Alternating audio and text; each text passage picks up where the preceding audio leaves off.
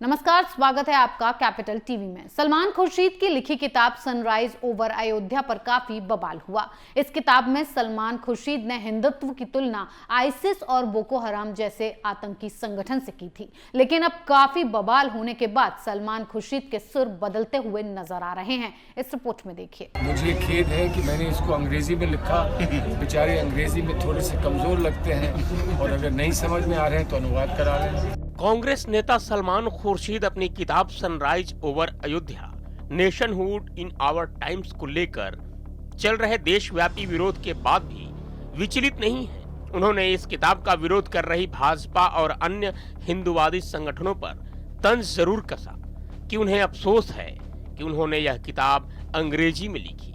सलमान ने कहा कि बेचारे विरोध करने वालों को अंग्रेजी नहीं आती या उनकी अंग्रेजी कमजोर है, इसलिए उन्हें असली बात नहीं समझ आ रही है। अच्छा होगा कि वे किताब का अनुवाद करा लें। संभल के एंचोड़ा कम्बोह में चल रहे 5 दिवसीय कल्की महोत्सव के समापन में पहुंचे कांग्रेस नेता ने विवाद पर सफाई दी और हिंदू धर्म की जमकर तारीफ की।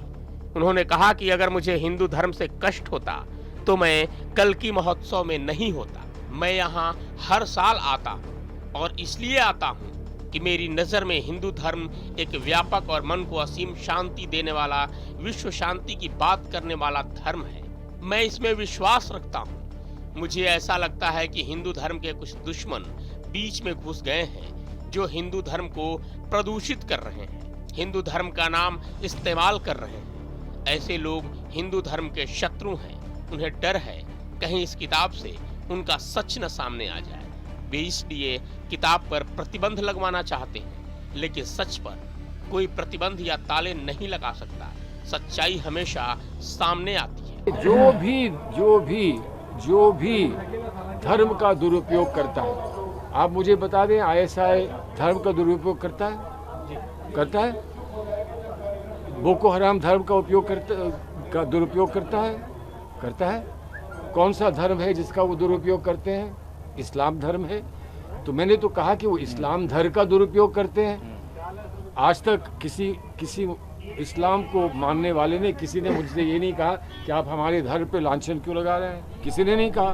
तो उसकी तुलना मैं इसलिए कर रहा हूँ कि वो भी वही कर रहा है जो वो कर रहे हैं। अब कहें ना, आप कहें वो वैसे है, वो आतंकवादी है, वो फला है, वो सब और चीज़ें भी हैं। लेकिन मैंने तुलना ये नहीं करी कि बिल्कुल वैसे ही है। मैंने ये नहीं कहा कि ये भी अरबी बोलते हैं, वो भी अरबी बोलते हैं। मैंने ये नहीं कहा। मैंने कहा कि उन जैसे हैं। सिमिलर लफ्ज़ है वो अंग्रेज़ी में, वो सेम लफ्ज़ नहीं है। सेम का मतलब होता है बिल्कुल वैसे। सिमिलर का मतलब होता है उन जैसे, उनसे मिलते जुलते, वो सिमिलर होता है। वो मैंने कहा है। मुझे खेद है कि मैंने इसको अंग्रेजी में लिखा।